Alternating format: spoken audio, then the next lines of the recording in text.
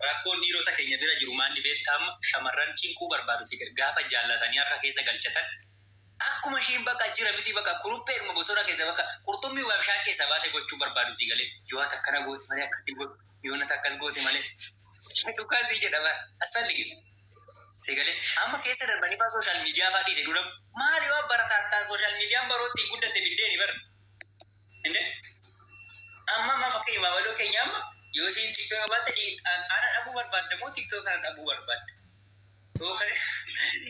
amma koomen kana jedhama maabaloo keenya samma si galee rakkina nutti dhiye amma akkatti kana sirreessi asuma jennu asumaan fooloon godhaayi tiktooki guddifannaa asumaan kaza kana jira jabaa ta'ii warrooti abbaa manaa keessa sin jalaa miliqe waaqayyo abbaa manaa keessan golatti sin irraa deebisu warroonni mogganaa miliqe maayidaan dhagee kamaanni ati hoo wayye sagalee naa ta'e namaaf abbaan manaa naaf hin ba'u naan ba'u waggaatti yaadi kee maal ati immoo hin beektu akka nama hin beekne maali naan ba'u waggaatti baay'ee qabdaa zayitii dabamana baay'ee qabdaa lubbumaan baay'ee qabaree tokko dhufe tokkotu jira miti naan barakatu bakka hin taa'u manifastii maal naan barakatu maal jechuudha naan barakatu gaafattu maal jechuudha naan barakatu jechuun akkamittidha hin taa'u jechuudha kan hin bubbudu hin tutturu shuu yaane situ jala jala waldaadhe kenni bakka asuma akkamitti jala lubbuu dhugaadha dhaggeeffadhu isinitti ani maali manni foon harreetiin ijaarramte gaafa waraabessi iyyuute jigaa jedhan si galee manni foon harreetiin ijaarramte gaafa waraabessi iyyuute jigaa jedhan dhiirri maallaqaa jettee sitti dhufte gaafa maallaqee keessirraa dhume sirraa deemu ani sama dhugaa siniin jedha baasee kaza naan barakatuu bakka jette kanatti amma fidu janaan beektu moo aadaa keetiin ni nyaa'u moo akkatti qabatan hin beektu moo gazzaba oo ta'e qabdaa bifa oo ta'e qabdaa si galee yoo kanan akkanatti dhiira shiboas keessa baaftee dubarri shiboas keessa baastee akkanatti oofu dandeessan dhugaa rabbii yoo ati kalchaacha ta'uu baadde kashachaltoo ta'uu baadde dhugaa rabbii isuma dhugaati bara yoo ati kashachaltuu ta'uu baadde dhiira akkanatti shiboo funyaasaa keessa baaftee jaalalaan akkanatti lafarraa harkisuu dandeessa dhugaa siin jedha bara noo fayyee ifadhu na godhaan ammoo ifadhu gaadhi jechi ka jiramtiire maal ifadhuun abbaa manaa kee akkamitti maxxanfate isa ifaarfattoo akka wangeelan dubbisuu tokko immoo hin taatu as gubbaarratti abbaa manaa kee ifadhu ka jedhu jira simboo sobdu maaliin soba lubbuu ndomna jibbisiisee iyyuu dhiirumayyuu maaliif amma namni 127 irra jirtan kun sagalee naa ta'a Asaalutiin du'aa naa godhaa bakka asin godhaa mana barakatu adinam taayi qoy shamarran dhiira danuu janajjantu kam akka qabattee kam akka dhiistuun beekta simboo no anamma ammaatti kan waaqayyo beeku nama bichaan janajjani namoonni dhiboo jechuudha masirratti immoo wanni rakkoo qabu maaltu akka shamarran immoo dhiira akka malee bartu godha beektaa namni anamma biyya tokko jiru tokko gabbaanee gaafa midhaan laafee firii nyaanne mana haadha keenyatti ol deebinee shiroo daalacha kana nyaannu hinduu namalee bakkaasii galee haalatti fi hin deddeebiin isaa kutaa nyaanna malee tolee hin nyaanne dhiirris akkasi baatee yookaan shamarras akkasi yoo jechuun sinii gaadatti fakkaate waan kana adii balaqaa jechuun keessa baasee sinitti dubbadhu baasee ciinaa barraa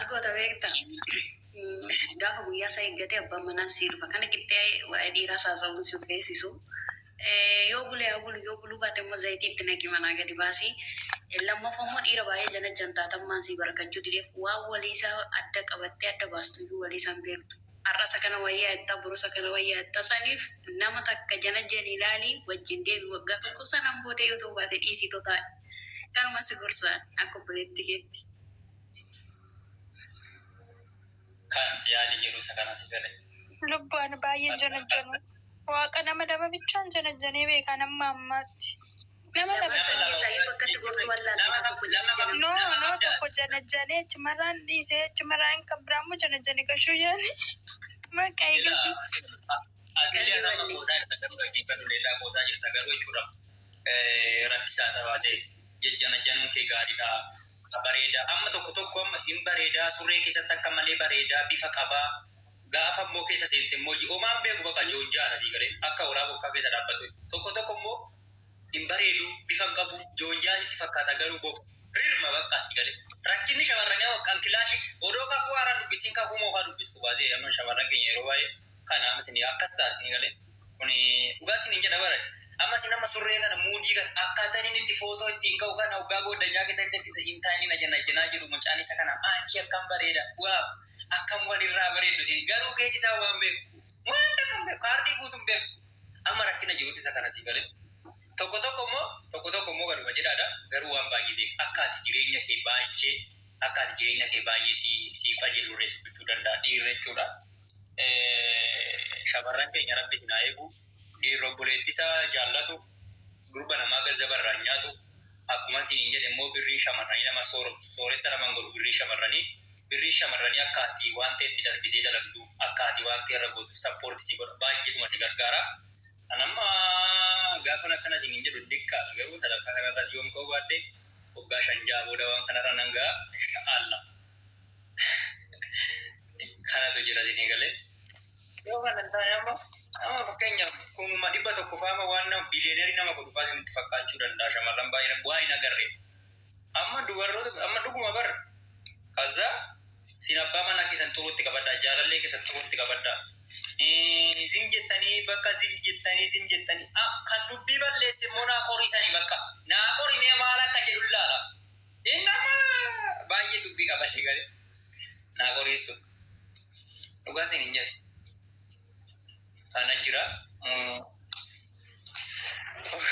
Dhaloota baay'ee itti eebbifamaadha baatee dhaloota baay'ee bilisa baay'eedha.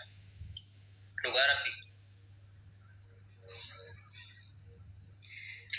Qoosaa kanarratti miti durboonni keenya of eeggatanii jiruu keessan akka jiraattan isa kanarratti xiyyeeffadhaatu isa kanarratti haasa'a. Dubarri dhiira malee durbi dhiira malee dhiirri dubara malee jiraachuun abadan hin danda'amu. Dhugaa rabbi abadan hin danda'amu. Durbi dhiira hin barbaadu jettatee jennaan rakkoo guddaa qabda. Dhiirri dubara hin barbaadu. Amma dhiirri biyya kanaaniitiif fuudheedha si galee jechuun waggaa 20 minamina guutuu maaliif fuudhu qabeenyaan naa guutuu dide yookaan immoo waan kana isoba waan argatu hin argata waan ta'eef maatti godhaadha bara. Si galee kanatu bada. Kana durbi dhiira hin barbaadu jettu rakkoo mataa ishee qabdi baatee. Hin jedhan wanni akkasii. Waaqayyo jalqabuma kana sirratti uume ka jireenya kee uume akka dhiira barbaadduuf akka dhiira wajjin walii galtee jiraatu. Shamarran irree akkasuma dhiirri akkasuma. Dhugaa rabbi. Dhiirri dubaraaf uumamte dubarri dhiiraaf uumame wajjin jiraattu wajjin guddattu kalaas. Tuma dhugaati bara. Yoo kana hin taane dhiirri kannii ballee dubaran jedhidha. Tokkoffaa uumaa wajjin walitti buutu waaqayyoo wajjin walitti buutu. Kun seeruma keessa jira baatee. Seeruma ani nan barbaada iyyuu maaloo nan dhabe malee hin namni atis takkittiin namni dhabe hin jiru. Namni dubartii dhabe hin jiru. Yoo waan ta'a kana guddisimee anaan xiqqeessi waan ta'a viidiyoo jirtu kana guddisi. Warra kaaniif carraa kenname seenu. Mee namooti muuxannoo qabdan lakkoo tokko barreeffadhaa. Tokko jirtu nagaa keessanii biiftuu hundi keessanuu.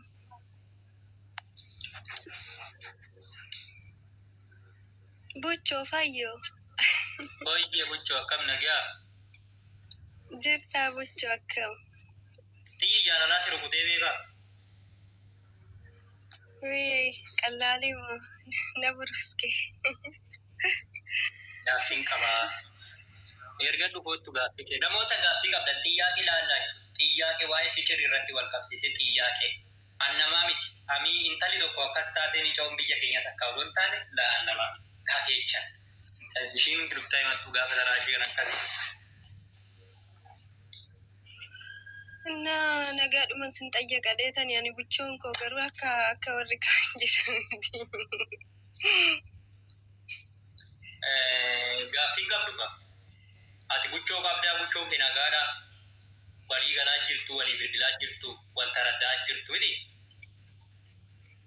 Bilookii si godheen ture naan jedhee ture ani dawwalee laalleen jettu akka inni bilookii na godhee.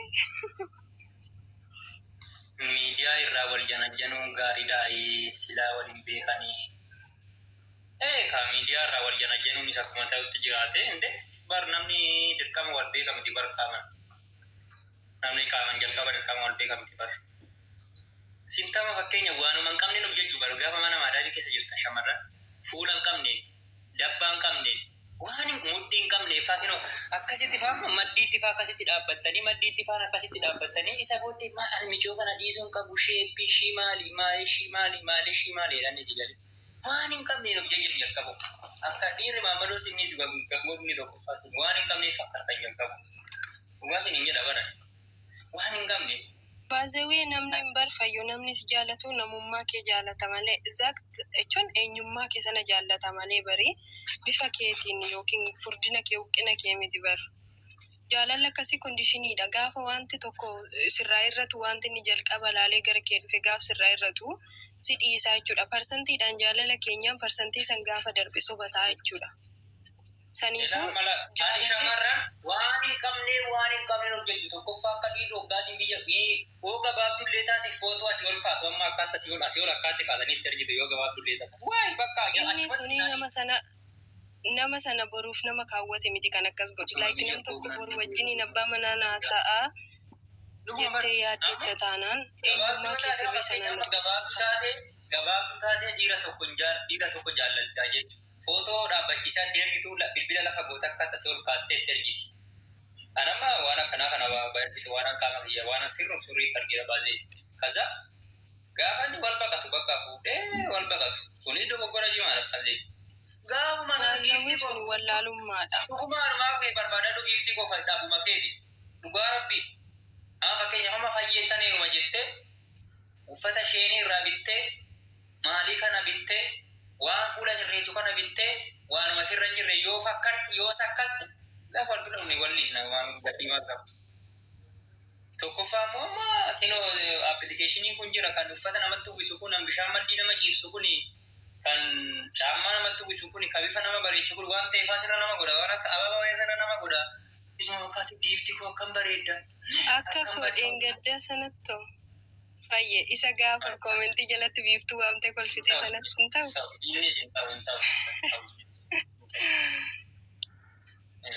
Ayi dhugaa dubbachuudhaaf taanaan siiriyeesii haasofta taanaan riileeshnshiippii keessatti jechuun bakka riiliidha boru nam kana faana ittan fufa jette taanaan eenyummaa sobaatiin nam tokkotti dhiyaachuun boodumaaf walamanuudhaaf hin ulfaata inni sun sirriidha garuu suura akkasitti kaatee laxxaftee namni jiramtii fiilterii godhachuun I think it's normal garuu namatti dhiyaatu faana nama amma suudii keessanii amma shamarran baay'een amma suudii taariiti ijoolleen totobbeen kina waggaa tokko faa guutan ji'a saddeet minaafsa fireendi faa dhuman qabne kun waggaa biyyaa dhufan Suudi Arabiyaa faa Joordan faa Beerut kana faa deemanii Maammadoo asii uffata uffatee bishaan kan karaa wadatsanii walirraa dibatee gilaasii walirraa gidee bilbilaa walirraa dibatee footoo qabu jalaa fiigee isa wajjin harkaan guutuu gubachaa oolu. Giifti koo hojii mucaan dalagee jiridhaa hin qabu.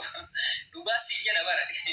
Maammadoo gilaasii ergifatee silkii walirraa ergifatee bishaan kan karaatti footoo qabu jaakkeettiin tokkotti footoo ka'ii tokko footoo ittiin qabu walirraa ergifatee naguma mana arabaa keessa ciisan nabii. Sagalee dhuguma bara. Sagalee adiyyuu ganaa waan baay'ee si'a.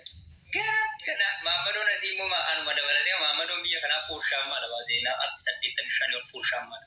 Jireenya feekii jiraatu. Feek. Dhugaatiin jedhan jireenya feek galgala bilbilimee nama 8 walitti galti nama 7 walitti galti nama 6 walitti galti.